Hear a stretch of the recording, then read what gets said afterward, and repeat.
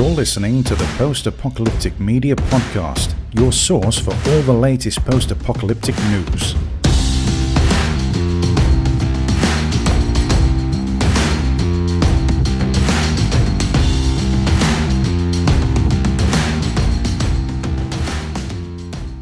Hello and welcome to the Post-Apocalyptic Media Podcast. We have an exciting show for you today. We have an OG from the post-apocalyptic community, and we are just so excited to welcome Bill Kennedy, also known as Megadude, who's going to be chatting with us about the genesis of this community building, but also about all the cool stuff that's going on in post-apocalyptic world right now. We are sitting in beautiful Austin in the afterglow of a glorious winter apocalypse that saw so many people without water and electricity, and I am still sending out I told you so's to all my friends and family. They will be flocking to me for advice any day now on how to prepare for the next apocalypse. But there's a lot going on in the media community too, and so we don't want to neglect that. We're going to be talking about Snowpiercer and Attack on Titan and the Halo TV series that you'd better all be watching. Frankly, if you don't watch that, then just unsubscribe from this podcast right now. Sean, don't you dare. All right, so we're going to hop right into it. Bill, why don't you tell us a little bit about yourself? First of all, one question I always want to know when I meet a new enthusiast for this genre: what got you started? What made you think that this is the genre that's really interesting to you? Yeah, well, I like that you described me as that, just as an enthusiast. That is how I like to think of myself as well. Not like a content creator or a producer of anything, but I definitely do, enjoy consuming the post-apocalyptic genre. I was born in 1970, so I'm a little older than the rest of the guys here. So back then, everything was all about, nuclear war and the actual real-life fear that it might actually happen to us at some point. And, that kind of, permeated down to me as a kid. And, even on our Saturday morning shows, we had this live action show called Arc 2. It was a live action future post-apocalyptic show. They drove around in this vehicle that often gets mistaken for the Landmaster in Damnation Alley. Had a real jetpack guy flying around. It was pretty cool. Sounds like Saturday morning, after the cartoons. Movies like Logan's Run, Planet of the Apes, of course, Thundarr cartoon, far future post-apocalyptic. I've always been a big reader, even, from that age. Hold on just a second there. I wanted to pause on Thundarr because I've noticed in the community that a lot of people are really into that, but I have no exposure to it. So just give me this quick elevator pitch for Thundarr. So yeah, you guys are all too young for that. First of all, here, this is what he looks like. Oh, wow. Nice. Thundarr, Ukla the Mock, and Princess Ariel. Nice. Ukla the Mock being a corruption of UCLA, so they named him Ukla. So basically, it's the opening sequence is on YouTube. You can go see it. The premise is in 1999, runaway planet hurtles between the Earth and the Moon, unleashing cosmic destruction. And then 2,000 years later, a new Earth is reborn, as they say in the opening. And so it's a mixture of like magic, sorcery, super science. It was created by some well-known comic book artists at the time, so the art is very comic bookish. And so, it ran for 20-ish episodes between 1980 and 1981. And they go to, New York City, and there's a giant Statue of Liberty that comes to life and they fight against. And you can see like Jahns movie posters on the walls when they're walking through the subway. And so it's super post-apocalyptic, but it's, Saturday morning cartoon. So yeah, that's always been one of my favorites. And someone pointed out on the Discord recently that it is finally getting a Blu-ray release. I think it's actually coming out on March 9th. Wow. So you can, like what I have, my copy of it is bootleg DVDs based on an old VHS release. But now it's finally coming out on Blu-ray, so I'm looking forward to seeing what it looks like if they enhance the colors or updated the graphics or anything like that. So Wow, it's a cool show. I think you might be able to find it on YouTube, but I'm not sure because they might be getting pulled down, especially nowadays if they're actually releasing it on media. But yeah, it's pretty cool. The internet's a big place, and if you have some Google skills, then maybe you could find it. I'm sure you could find it. Yeah. But this re-release, that sounds really interesting, and that is current news. That's this week. Yeah, I'd have to hop into your Discord to re-find the link, but yeah, I think it was March 9th. So I actually don't have a Blu-ray player in the house. Oh, really? Well, yeah, I mean, the new Xbox has a Blu-ray. I'm trying to look. Yeah, my son had the Series S, which doesn't have a disc player in it. I'm trying to find a Series X, but I can't find one. Yeah, so I have my stockinformer.com up all day, hoping to send me a notice when somebody gets one in stock. But yes, I will be trying to track down the Blu-ray release of that. So yeah, that was like in the early 80s. And then when I read The Stand, probably I was like 12, 1982-ish or so. Gosh. I remember being, homesick from school and just blazing through that book in like 3 days. Back then it was the original version because the extended version hadn't been released yet. So it was about 800 some odd pages long. Holy cow. At 12 years old, you read an 800-page book? Yeah, I mean, I was a big reader back in those days. Things like, On the Beach was introduction to nuclear post-apocalypse. Last Babylon, of course, is, the granddaddy of post-apocalyptic nuclear war novels. Earth Abides, if you're into more of a plague scenario. So my favorite scenarios to read about are nuclear war and the near-term post-apocalyptics. And then my second favorite is plague stuff. And then after that would be more the far future, like within living memory of, the survivors, how they can remember stories back of the day when, before it happened. But yeah, when I was growing up, it was all nuclear war. Threads hit TV in the United States like in 1985. So I remember watching that for the first time. Great Threads, movie. you don't know Threads?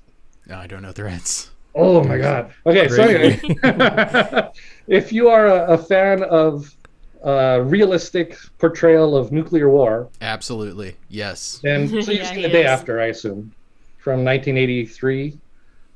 Anyway, so The Day After was released in the U.S. in 1983. Oh, that was realistic, nuclear war.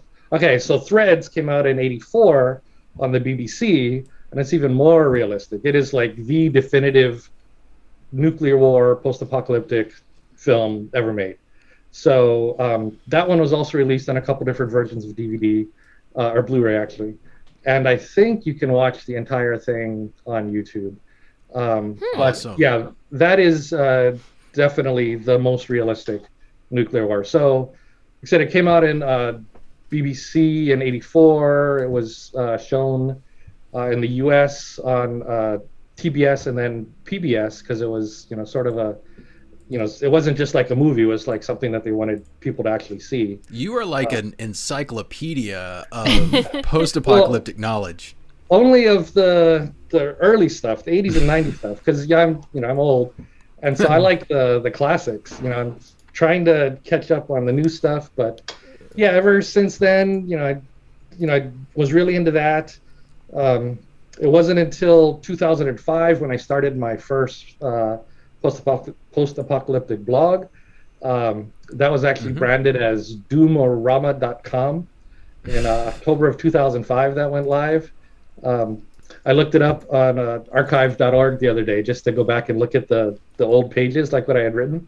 And it's pretty strange to go back and see what you wrote 15 years ago. Man.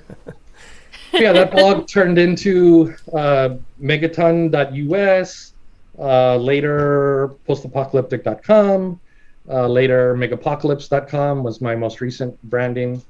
That sort of petered out over the years. I've had some other side projects like a post-apocalyptic forum, which was kind of big for a few years, like around 2010, 2015-ish. Set up a post-apocalyptic wiki, fandom, so people can go in and put on, podcasts and other items that might not fit for Wikipedia. Nice. Just have some collections of post-apocalyptic media on archive.org. So I've got like a collection of post-apoc comics and a collection of post-apoc audio dramas, about 100 different episodes. Nice. Most of like the old 50s, 60s, when audio dramas were popular. So I got collections of that. Also have a collection of Jahns' previous podcasts. Through the Aftermath is up there on archive.org as well. Cool. Yeah, archive of another old podcast from the early 2000s, Destructamundo. If you haven't listened to that, that's still fun, even though it's 15, 20 years old now. So always been a fan, enthusiast of the genre, like to tinker, so throw up different sites. I kind of like to jump projects. I don't really lose interest, but I kind of like to move on to other things. So the old things kind of tend to peter out sometimes. Even today I still, watch as much as I can.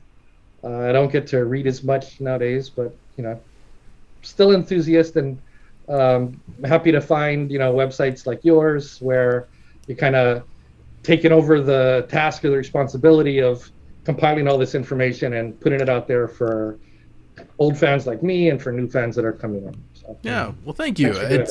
It's absolutely, and that's a great segue into what I usually say at the top of the show, but I'll say it here because I think that it was good to get a feel for your contribution to the space and kind of where you've come from.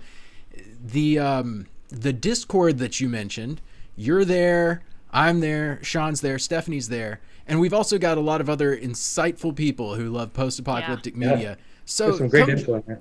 Yeah, come join us at the Discord. If you want to get turned on to new projects, I mean, just in this conversation, just the last few minutes, I've gotten at least 3 new shows that I need to go watch, and I will. I'm definitely gonna watch Thundarr.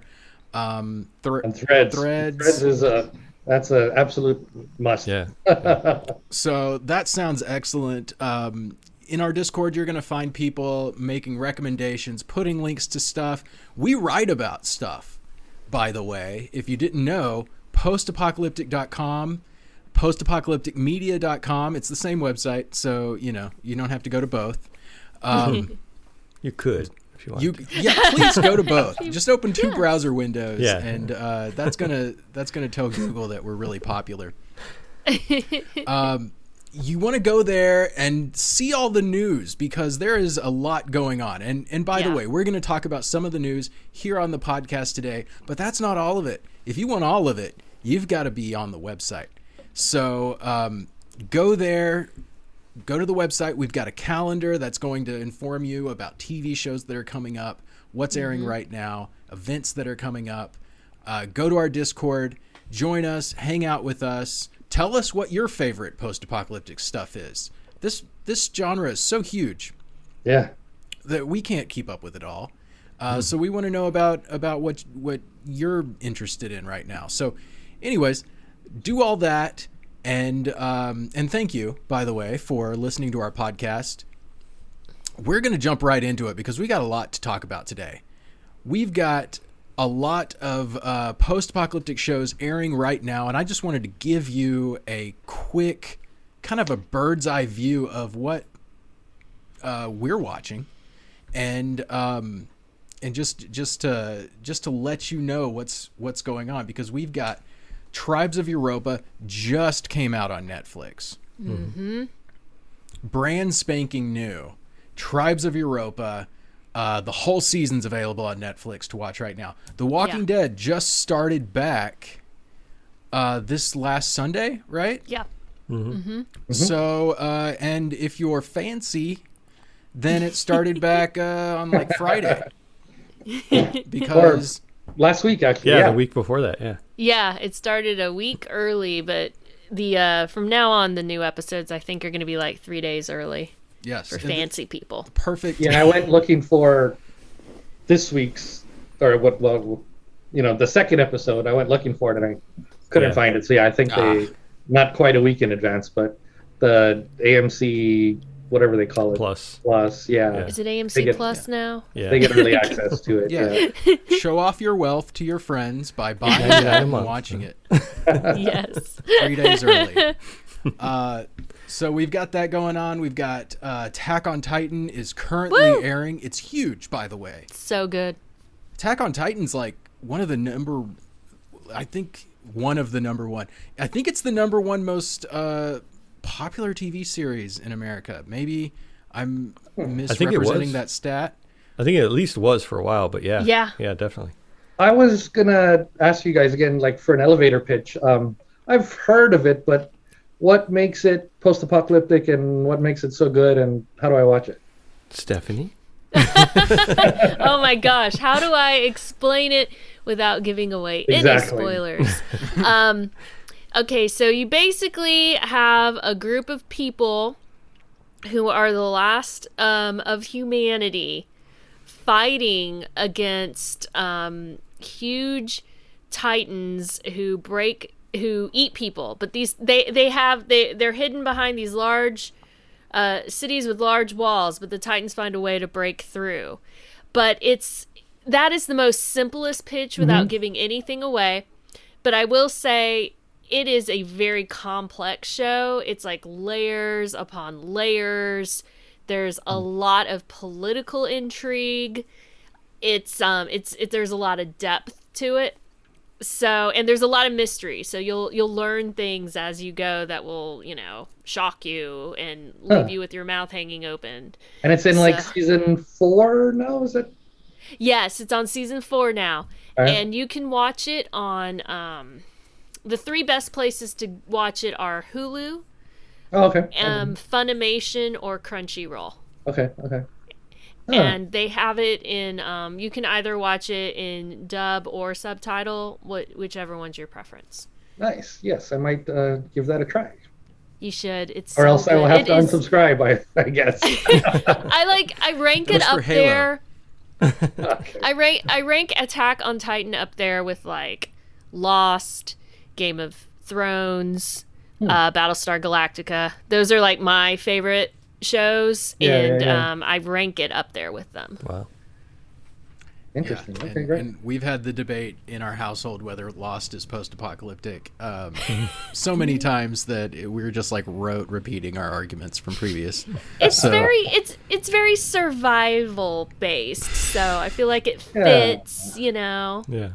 If it were on now, I could write about it and not feel bad. Attack on Titan is an anime, which, by the way, there is a lot of representation of the post-apocalypse in the anime world. Oh, yeah. I theorize, and we've talked about this a little bit in the Discord, that societies that are most closely impacted by the nuclear bomb or have history tied to that tend to be like more reflecting on the end of the world, I think. Because if in a world without nukes, the idea that humanity could come to a crashing halt seems a little more far-fetched. Until Austin 2 weeks ago. Until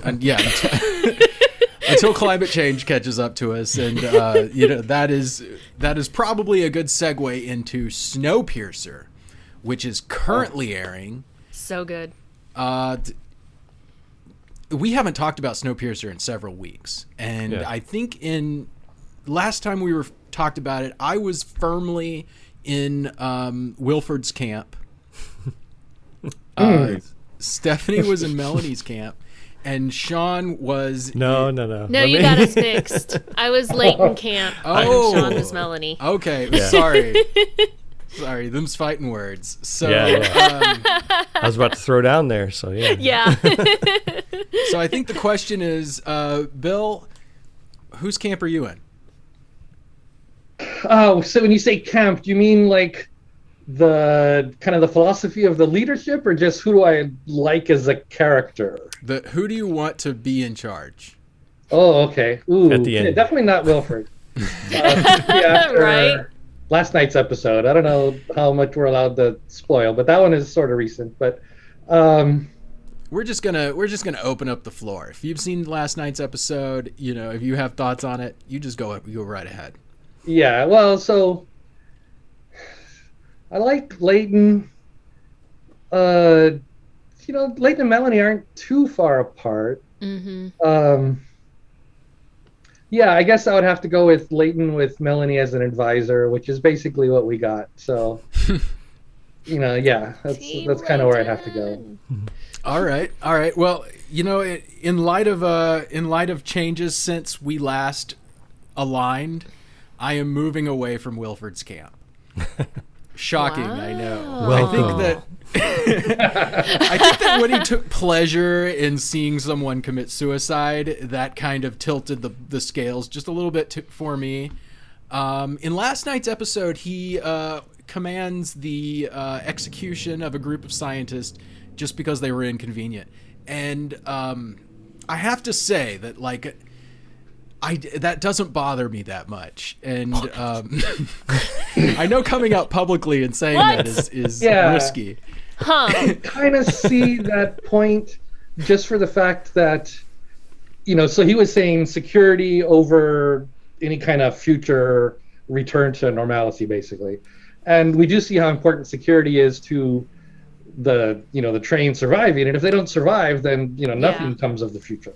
So that does kind of show how important, because he was balancing adding more jackboots to the train versus, letting the geneticists take their place. Right. So I can kind of see, the point, but still the cold-blooded murder of scientists just doesn't sit well. So. Cutting them down while they hold their Right? luggage expectantly. And their Yeah. families. Yeah. Yeah, and they specifically mentioned they had family with them. So. Yeah. Well, and he had Yeah. already made a compromise with Melanie over the whole thing, and then he backed out on that. Well, so in that situation, now it's debatable. I didn't go and count, but my understanding was that they had come to a compromise. yeah, Melanie wasn't happy with the compromise and went ahead and acted as if she had won the argument. I believe you're right. Melanie didn't take the Interesting. 6 or whatever.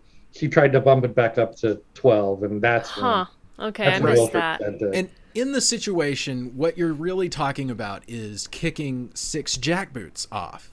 So you're going to take armed mercenaries, essentially, people who are trained in combat, tell them, I know that you were planning on surviving the apocalypse. Sorry, but we gave your seat to somebody else. Oh gosh, In that's that not gonna go moment- over. Yeah, that wouldn't end well. Yeah, probably the smart move point. to side with your jackboots at that moment.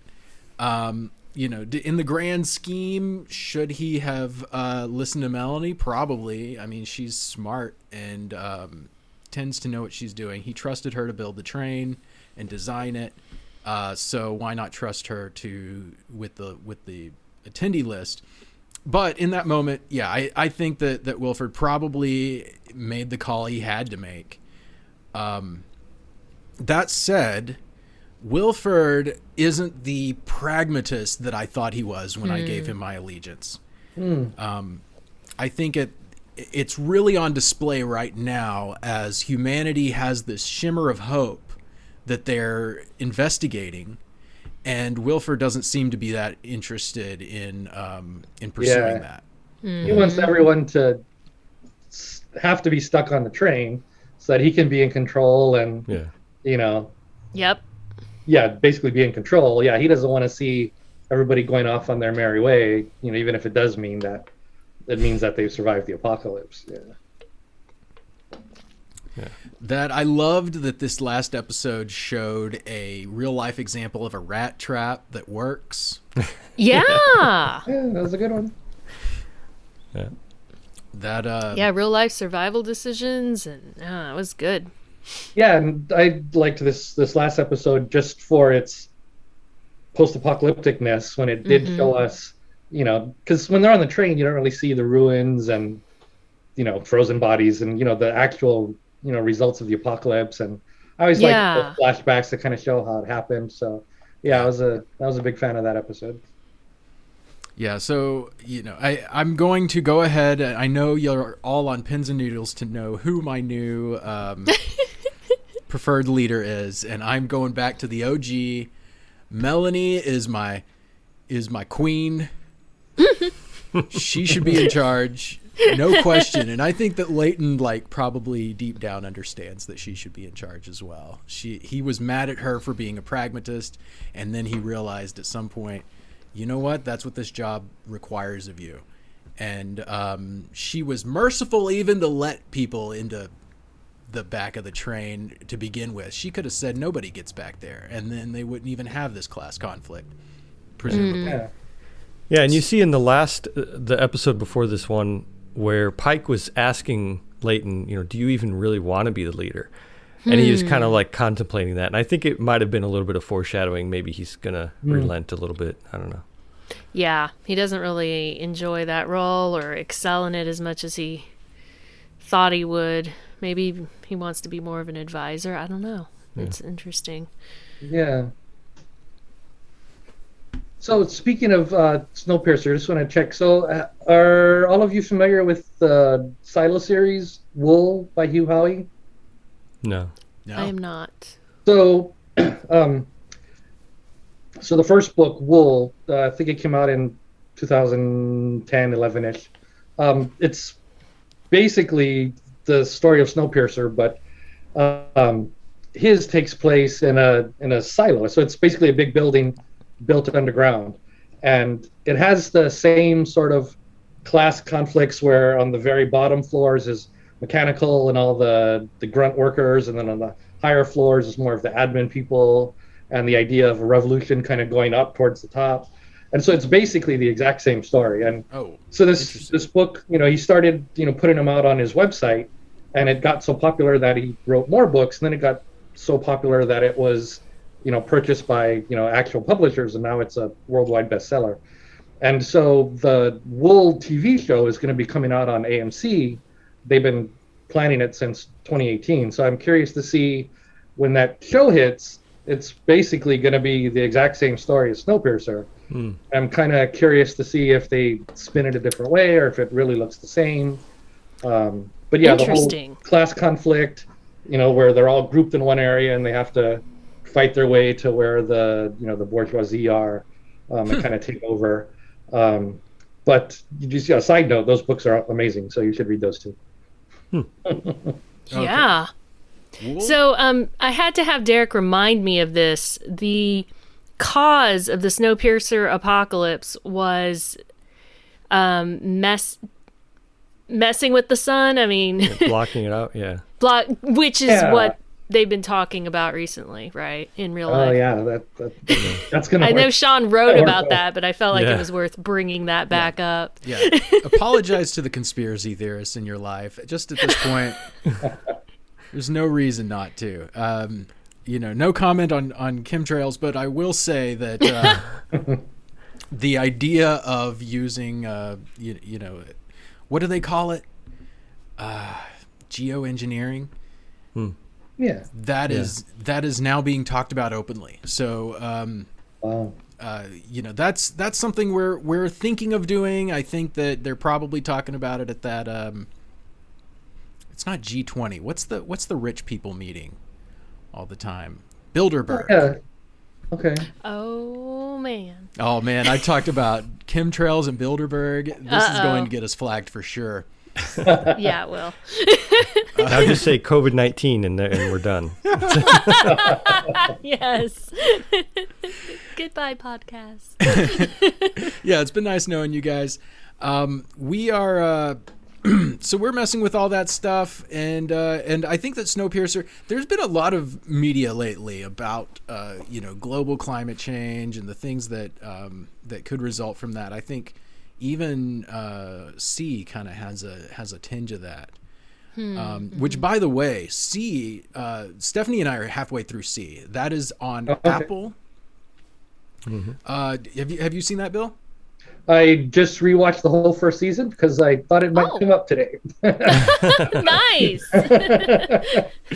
Yeah, that's okay. So by the way, at the front of this, I want to say this is not a show you want to watch with your parents. Oh gosh, no. There are some scenes that would be awkward to watch. Oh yes, you're right. Your parents and your pastor. I was like, wait, what is he talking about? Oh yeah, okay. Yeah, the method for how prayer works and stuff like that, just a little different. But yeah, that's been a really good series. I kind of had written it off a little bit just because I didn't think the plot really appealed to me, just like from the trailers. But I was so wrong. And who convinced you to give it a chance? I can't. It's a long time ago. But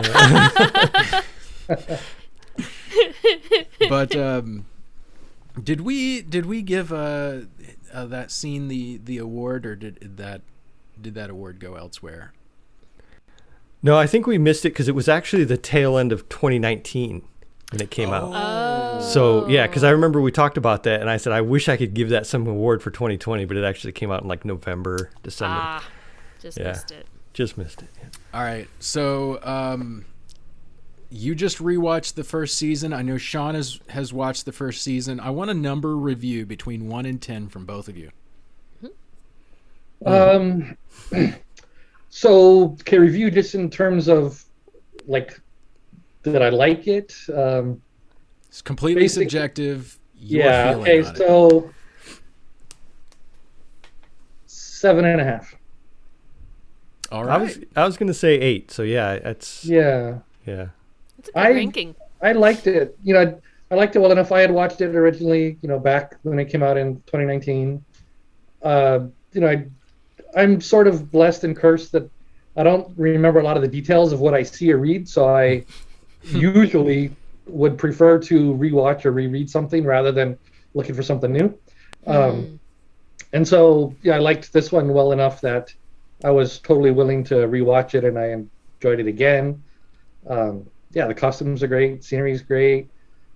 I love when they have kind of little almost Easter eggs for, like, Alkany is a corruption of Allegheny because they're in the Allegheny forest, and the dam where the queen lives is a real dam in western Pennsylvania. So you can look in the map and actually see where they're moving around and stuff. So that kind of stuff is always cool for me. Some of the I'm blind, but I still am capable of doing these things. It's a little comic booky, but overall I really like it. Anything to add to that, Sean? I agree with that. I mean, I get super nitpicky about when I see, they're supposed to be blind and they're doing all this stuff, and like they'll reach out for something directly and grab it, and I'm like, oh no, But I don't know. I think you have to do that sometimes. You can't be too technical. But I thought it was great. I thought the fight scenes, Jason Momoa, Khal Drogo fight scenes that he does. There was the one in that enclosed cement thing where all the guys were there, and he was in the middle, and he just kind of just beat all their asses like right away. I thought that was really good. Yeah. Stuff like that really kind of brought, when it got slow, it kind of brought it back up when he would have his fight scene. So it kept me interested, definitely. It was, and like you said, the costumes are amazing, the atmosphere, all that stuff is really great. Yeah, and speaking of that scene, like I have in that one scene, I have the feeling that y'all are having, which is that sometimes they have too much ability. Like in that scene, he like hears something and he like throws a sword at him, and that really pushed it over the edge for me. I was like, you don't even throw a sword, you throw an axe maybe, but a sword. And he and he hits him, but outside of that, what you had was like him like scraping the ground with his weapon so that it made sound waves which would be bouncing off of other people. That real blind I people connected use that's what that was. Yeah. You know, he was throwing dirt everywhere, and that was giving him some sort of an idea of what was going on around him. So I really liked that aspect of it. Yeah. Yeah, I remember, you know, seeing a TV show where they were walking around with this blind guy, and he was tapping things with his stick, and, you know, they put obstacles in front of him and see if he would recognize it before he bumped into them. Yeah. Maybe it wasn't the most ethical way to test that, but it's like moving the furniture around. So, you know, Daredevil, not totally, you know, impossible for a blind person to have that kind of echolocation going on, although it probably is rare. Yeah, and I heard the show actually won awards from, you know, the organization of the blind for its positive portrayal of, you know, people with, you know, disabilities. Oh, wow. So that's awesome. Yeah, that was an interesting point about it also. Just a side note on that. I was reading about how there's this device that people put on their back, and that are blind, and it kind of like touches your back in a certain way that, like, the device is scanning the room and interpreting what it sees into touch. And people are able to use that to navigate this world, almost like they have sight. Yeah, like LiDAR or something. Yeah, yeah. It's the human brain is fascinating. It's basically just like this computer inside of our skulls that we can plug in sensors, and it can interpret that. So I'm looking forward to a future in which my brain is digitized, and, you know, and I have 100 eyeballs all over the place. Oh my gosh. Yeah, I mean, it's not a coincidence that our brains are functioning from electrical impulses. You know, I mean, it seems like there's a good hookup right there, just computers in our brains. Huh?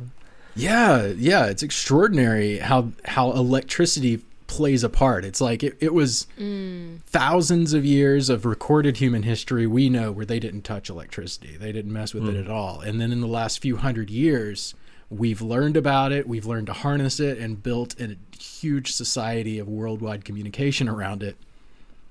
But it was always up here. There was always electricity going on up there. Yeah. Okay, so moving on, for a little background, not only did I play the original Halo and every game since the original, but also I read the freaking books.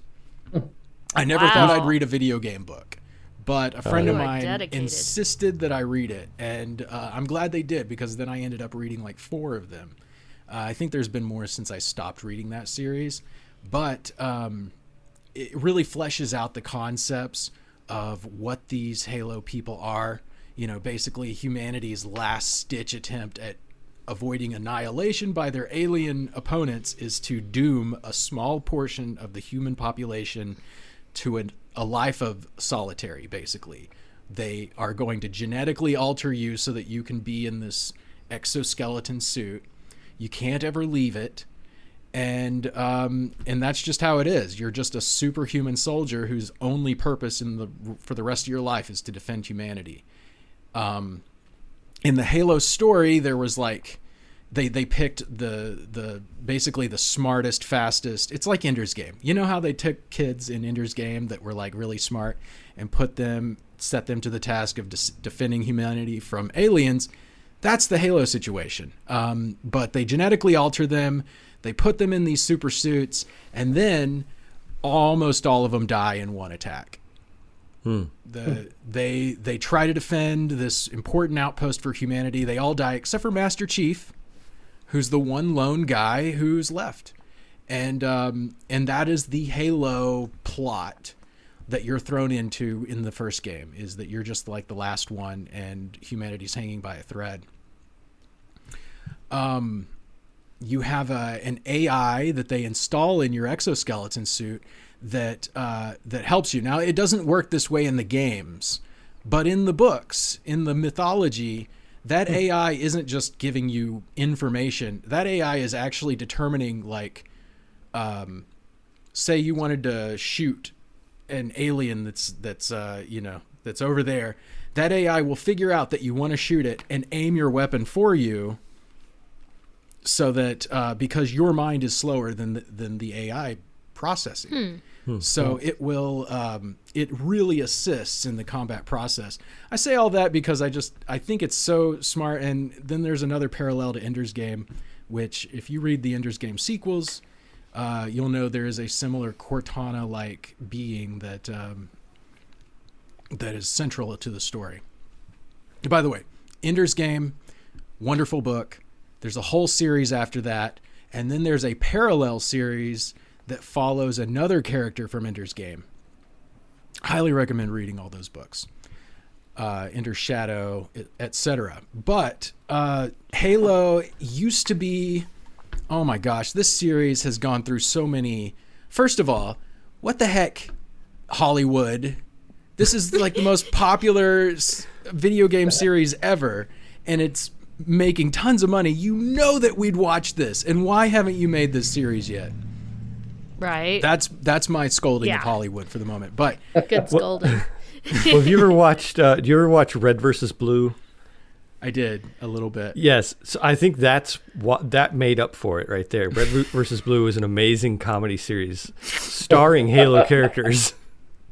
It was like one of the first machinima in like the early 2000s. I don't know, but anyway, that was great. I love that. Machinima. Yeah, machinima. Like basically, which is basically making videos from in-game footage. Oh, okay. That was a whole thing back then. I didn't know that term. Yeah. Red versus Blue. Sean loves it. Yeah, but I've never played Halo, so. Yeah. Okay, well, see, one of the problems I had with Red versus Blue is that it throws out like all of the lore for Halo entirely and just creates its own story. Yeah. But yeah, it is a work of art, and it spawned, I think, Rooster Teeth, which is an Austin company. That employs people we know. But that's cool. The Paramount news. Okay, back to the Paramount news. All right, Halo was going to be developed by, I think, Microsoft Studios, and they like dropped the ball, and then it was Showtime, and then and now, and it was supposed to be Steven Spielberg at some point, and I don't know if he's still doing it. Is it still? Yeah, Amblin Entertainment is still involved, and he's like, with Amblin Entertainment, but I don't think he's directly doing anything. Gotcha. Okay. Yeah. Well, this is going to be a huge series, whether or not Spielberg directs it. I'm a huge Spielberg fan, so a little disappointed he's not more directly involved. But now it's going to be on Paramount Plus, which is great news because who has Showtime? Right. And Paramount Plus, was that the one that used to be called CBS? CBS All Access? Yeah. Yes, that's right. No, it's Paramount Plus. Yeah. And so if you want to watch Star Trek or Picard or whatever, they're also there. Okay. Okay. Yeah. The Discovery is a fantastic series in the Star Trek universe. Picard was okay. It was fantastic. I liked it. I like the nostalgic throwback stuff. So yes. Yeah, Picard heated up there at the end. I thought it started a little on the slow side, but it grew on me.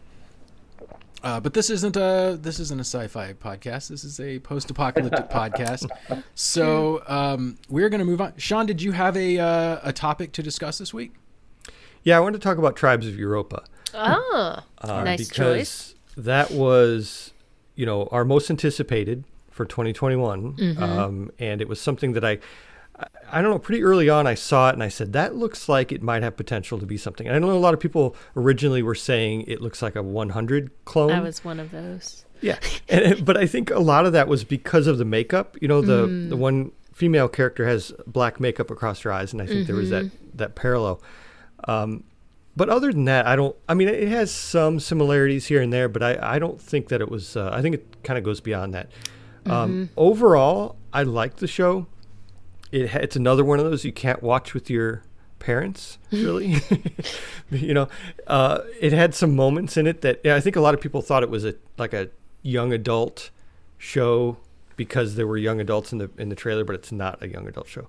And it kind of goes beyond that, which they probably should have prepared people for a little bit more. I'm not sure. But I like the premise of it. You know, it's futuristic Europe broken into tribes, and you have German speaking, you have, I think there was some Italian, but I watched the dub version, so everybody was speaking English, which I hear takes a lot away from it, because then you don't get to see, you know, the English speakers when they talk to the German speakers. It's just all English speakers. Yeah. I didn't notice that anybody was speaking English in it. Yeah, me neither. I thought it was all done. Yeah. Yeah, there's a part where they meet someone and they're speaking English, and you're like, oh, okay, I didn't even, you know, you have to like pay attention, and it, you know, can get past you. But yeah, most of it is in German, and it's actually a German produced series anyway, from the same people who made Dark, which is another Netflix series, which everybody should watch because it's awesome. Yes. But overall, you know, when it first started, I was like, wow, this is really pretty cheesy, you know, the first half of the first episode. And I tend to, you know, I have younger kids, so I tend to watch things in chunks of 10 minutes at a time. And so I watched the first two one day, like 20 minutes one day, and then I came back and I watched the second half of the first episode the next day, and I said, oh, this is actually pretty good.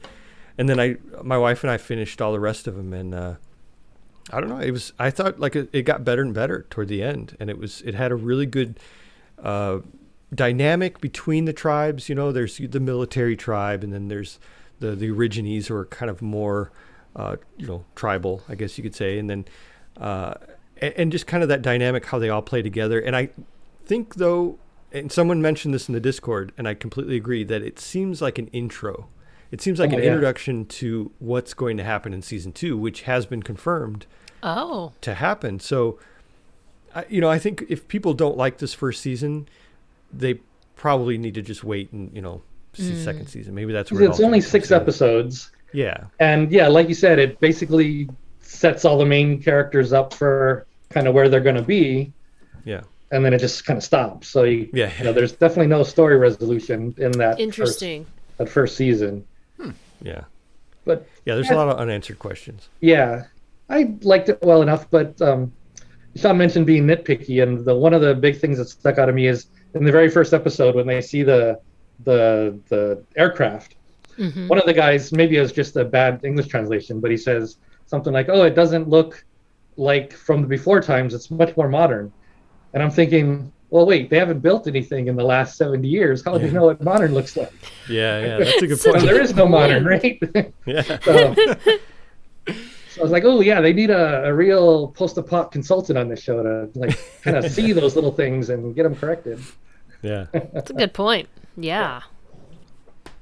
And you guys all watched it too, right? Not We're like finished halfway. it yet. Yeah. I think. Yeah, we're halfway. I think, or maybe even a little further than half. Maybe for now that I know we it's might 6 have finished episodes. 4. I didn't like check the number before we. Yeah, we've just been. Gosh, we tried to watch the Attack on Titan movie, which is completely different lore from the show, and that was that threw us for a loop. That was interesting. We watched part 1, but we haven't watched part 2 yet. Yeah, and you know, just trying to catch up on a lot of stuff. I mean, we haven't even caught up on the new Walking Dead show. World Beyond. World Beyond. Yeah, we're like halfway through World Beyond, but that was as far as we got. Yeah, I'd say it's had a good start. You know, something that stands out to me about this is that it's a Netflix post-apocalyptic show. And Netflix has been very enthusiastic about post-apocalyptic movies. They've greenlit so many of them. I mean, they're taking over. One reason they're taking over our top 10 list is because they keep on dropping post-apocalyptic movies. But another reason is that they just keep on making them, and a lot of them are really good. The Silence is a really overlooked movie that Netflix made. They released it almost at the same time as Bird Box, and that was one of the reasons I think it got overlooked. Oh, okay, I remember. Yeah, I didn't watch it, but I remember seeing it. Yeah. It's like a father-son or something. I think. I don't think I've seen it yet, but it has some some similarities to Bird Box, I'd say, and it's excellent. Bird Box, of course, was highly lauded by all sorts of people, and it deserves that. It was good. Quiet Place. Quiet Place, I think, is actually more similar to the Silence than Bird Box. Yeah, I'm trying to remember if they were inspired by the same source material or not. I'd have to look that up again. But Netflix hasn't really been good about greenlighting post-apocalyptic shows, other than maybe an anime or two that I haven't really watched, like Seven Seeds. That might have been a Netflix original. I'm not positive about that. I think wasn't The Rain? Isn't that a Netflix original? Yeah. Oh. Yeah. I think so. Okay. I can that's definitely that's the Tribes of Europa and The Rain. I was kind of thinking are on the same level. But like The Rain, I think there's 2 seasons online on Netflix. I've only seen the first. But basically the premise is if the rain falls on you, then either you die or go crazy or something like that. So. Oh. But yeah, that one's also available on Netflix as well. Yeah, and Netflix hasn't completely abandoned us on movies because they just, I think 2 days ago, they added I Am Legend to their catalog. They're bringing some stuff back, but I have a running list of things that they dropped, and it is just full of wonderful post-apocalyptic movies that I'm totally bummed that they've dropped them. But I think that their grand strategy is to stop altogether licensing movies that they didn't make themselves and just have a huge catalog of their own stuff, which it seems like all these companies are trying to do. You got Peacock over there with their stuff and Disney with their stuff, and I don't mind. It's so much better than cable. With cable, we were paying the same amount, but we were having to watch the one thing that they were airing at that moment. True. So, just give me a package deal, and it'll still be cheaper than my cable bill for all of these streaming services. Steph, do you have a topic this week? We're actually, we try to keep these episodes about an hour long, so we will quickly kind of go through what the rest of the news today. Not a huge topic. We'll probably talk about it more next week, but just thinking about how surreal it is to consider how close Texas is to losing its entire infrastructure. I mean, just after the whole thing 2 weeks ago with the winter storm, and sometimes I think about it and I think about how so many people in Texas were basically thrust into a post-apocalyptic scenario for multiple days, and the roads weren't drivable, so they had to stay in a short area and try to survive without food or water. I mean, we were lucky in that we only had that boil water notice for like 4 days, but there were so many people in this state that suffered so much and were just basically overnight living a post-apocalyptic world where they had to depend on themselves for survival for several days. And it's just crazy to me. Crazy to think about that. Yeah, a lot of people don't know. If you're not in Texas, you don't know people from Texas, but it went well beyond the electricity being out. It was we knew people just a few miles away from us who didn't have water running through their pipes for 4 or 5 days. Yeah, my mom even didn't have water or electricity for several days. Yeah, that's fairly extreme, and most homeowners, when I talk to them, I'll say, you should get a well. A lot of people aren't aware that there are these aquifers, essentially large bodies of water under our feet, and what a well does is you just drill basically put a pipe between you and that aquifer and start pumping that water up. So go ahead. Oh, I was just going to say, people who are renters, though, don't have that. They don't have that option. Yeah, for sure. I mean, well, you can spend $12,000 on a professionally dug well, but if you have to move out next month, that's not a good investment. But you can still buy big water receptacles, put water in there, get you a cheap $20 water purifier from Sawyer that'll purify 100,000 gallons. Like these things aren't out of the reach of most people, whether you're a renter or not. Some basic prepping is important. Get you a 72-hour bag.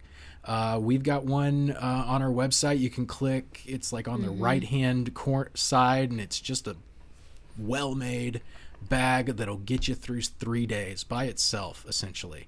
It's got the water in there, got food, and got all these other survival supplies for you. So, check that out. It's a premium, kind of a high-end one. So you can find cheaper ones out there. Yeah. But the one we're suggesting is the one that I would want. And in fact, that I do have. So, and beyond that, you can get some solar panels. You get a $100 solar panel that'll power a $250 power bank that will power your computer if you need it to. That'll power all of your electronic devices. It might not power a space heater or something, but No. Yeah. And that was what's so crazy too, is it was like 1 or 2 degrees here, several nights, and people without power. Oh man. Yeah. And then if you want to get really serious about prepping, you move to an island nation. Yes. And you go somewhere where they wouldn't waste a nuke. You're like, you don't move to New York City if you want to avoid that kind of an apocalypse. But I'm actually not saying that Hawaii is safe from nukes. I'm thinking like smaller than that. I'm thinking like a... Yeah, I mean, I can see Pearl Harbor, so... Yeah, right? Yeah, we're talking you want to be like, here. I guess you need like a very small island, but you also want it to have a mountain that you can go up on in case of tsunamis, so... Yes, but make sure it's not a volcanic mountain. Oh, gosh, yeah. Pros and cons. Yeah. Basically, you need to be a seasteader. A seastead is someone who lives on the ocean. The last people that tried it got arrested. But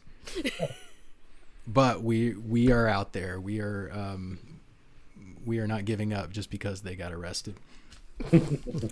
Okay, so moving on, we've got to wrap things up because we've been going for an hour, and that is our shtick. So everybody, thank you so much for tuning in. Thank you, Bill, for stopping by. Hey, by the way, that shirt, could you show me that shirt? Because I think it has that has a cool design and logo. Have a nice. Where can I get that shirt? Have a nice apocalypse. I have that on my Spreadshirt site. So just go to spreadshirt.com, search for Have a Nice Apocalypse. I think I have this one and a couple other designs. And it's the kind of site where you can put the logo on anything, cups, bags, T-shirts, whatever. Cool. So, That's like I have a couple of these. Yeah. I think I'm gonna pick one of those up, and Yeah, I want one too. feel free to stop by the Discord where Bill goes by Megadude. I go by Just Derek. Sean is Shaunicus. I'm just Sean. Not just Sean. Sean. Not just Sean, just Sean. Simply Sean. And Steph never really comments, so why should I even? I am Steph. I will occasionally jump into the Attack on Titan room, and I will leave lots of reactions to your comments if I don't actually speak. And that'll do it for this week. Thank you all for stopping by. I hope you all survive till the next podcast episode. Be safe out there, and always be ready for the big one. Bye, y'all. Bye. Bye.